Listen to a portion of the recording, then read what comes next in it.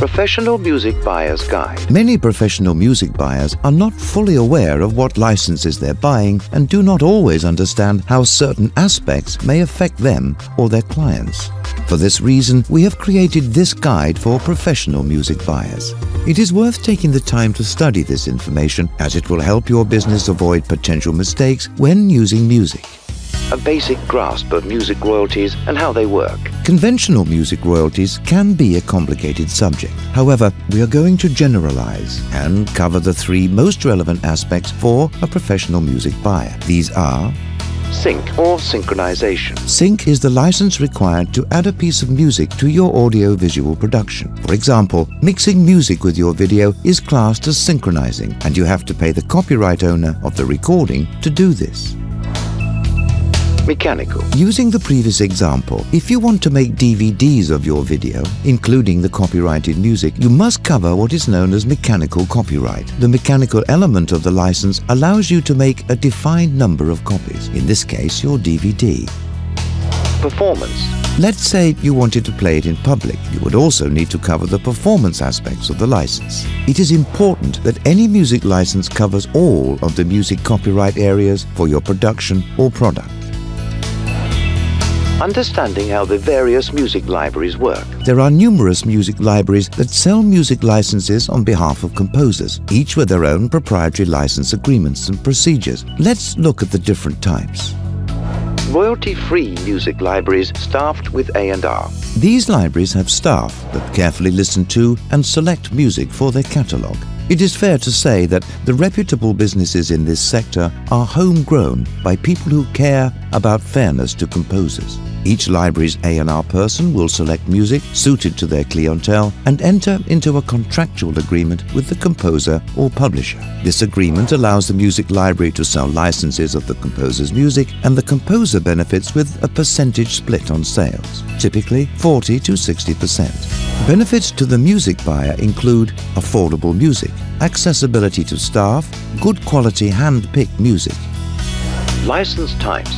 Royalty-free music licenses are always unique to the company, but will typically cover synchronization, mechanical, and in some cases performance royalties. Many royalty-free music libraries request that documentation be completed detailing use on TV and radio, referred to as cue sheets. Who would this suit? This would suit small, medium, and large companies looking for quality music that want certain assurances about its origins and access to staff if help is required. Royalty-free music libraries with user-generated content. These libraries are typically bigger companies who are mainly concerned with revenue. Most of these user-generated libraries have been created on the back of larger businesses or with investment capital. The model allows anyone to join and upload content, hence the user-generated term. There is no quality control and no vetting, designed for bulk rather than quality. Music on these sites may contain Content ID, sometimes referred to as digital fingerprinting, that will trigger adverts on YouTube. The composer deals are usually less favorable and can be as low as 20%. Benefits to the music buyer include affordable music and an abundance of user-generated content. License types. Royalty-free, always unique to the company, will typically cover synchronization and mechanical royalties. Who would this suit? Students or individuals who are looking for lower prices and don't mind ads appearing on their YouTube videos. Production music libraries. Conventional production music libraries have a select group of composers, usually signed to them exclusively. Music can be licensed directly or via third-party royalty collecting societies. Licenses are typically more expensive, depending on where and how long the music will be used. Additionally, you may have to deal with external royalty collecting societies.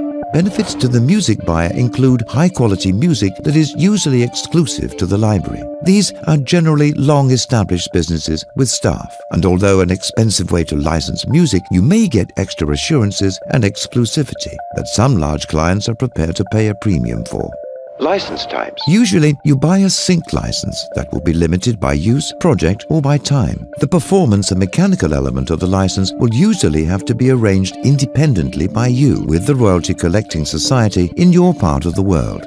Who would this suit? Broadcasters who already have license agreements in place with royalty collecting societies and want strong assurances for their large blue-chip clients.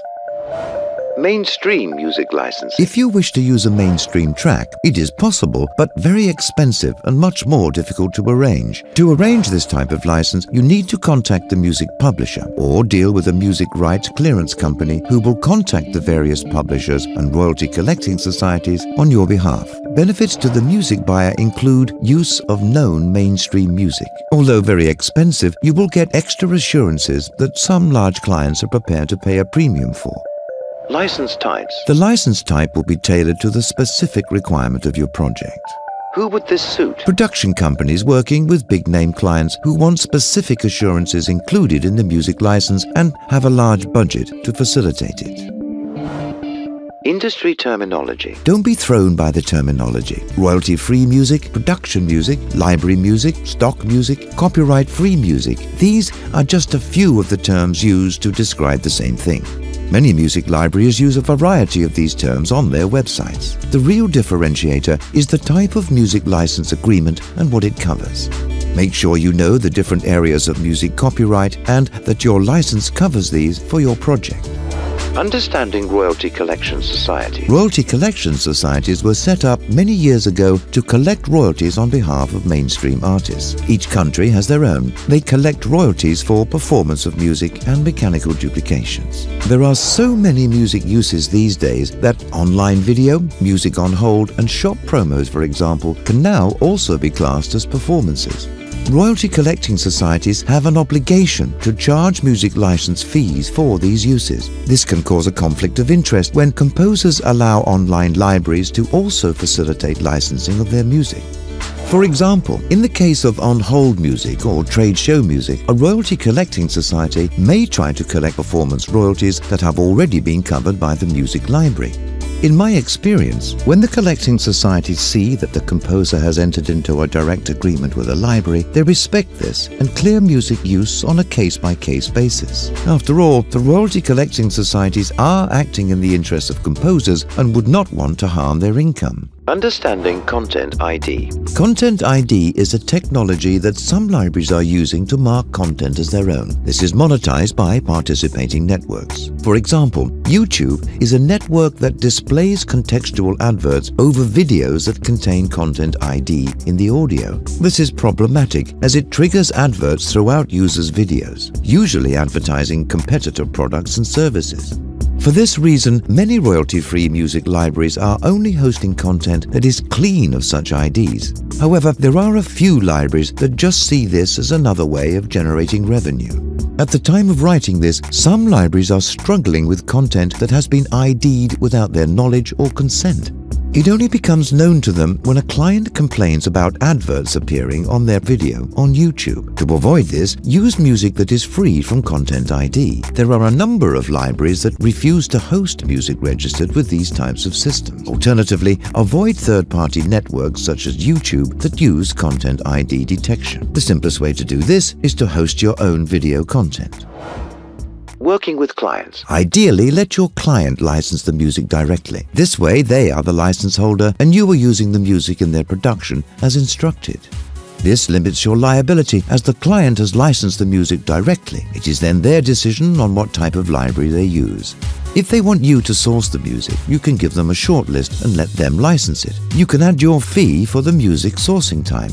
After all, finding suitable music for a project can be very time-intensive.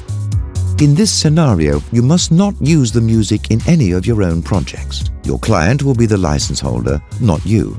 If you are in a position where the client requests that you license the music, you should limit your liability by pointing out that you are relying on the assurances of third parties in regards to licensing the music. You will probably have this as part of your terms of service.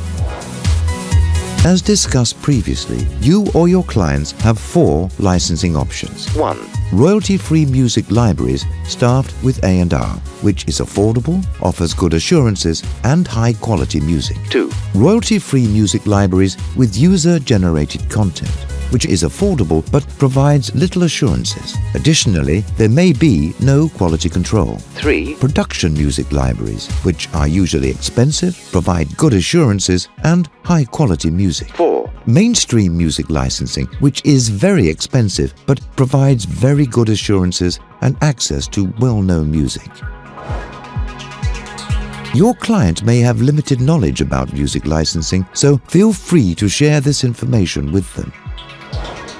About the authors. Originally a musician and composer, Lee Pritchard is the founder of Media Music Now, a royalty-free music library staffed with A&R, taken care of by Adam Barber, who hand-selects music and manages the library. There is no user-generated content, and music that contains Content ID is not accepted.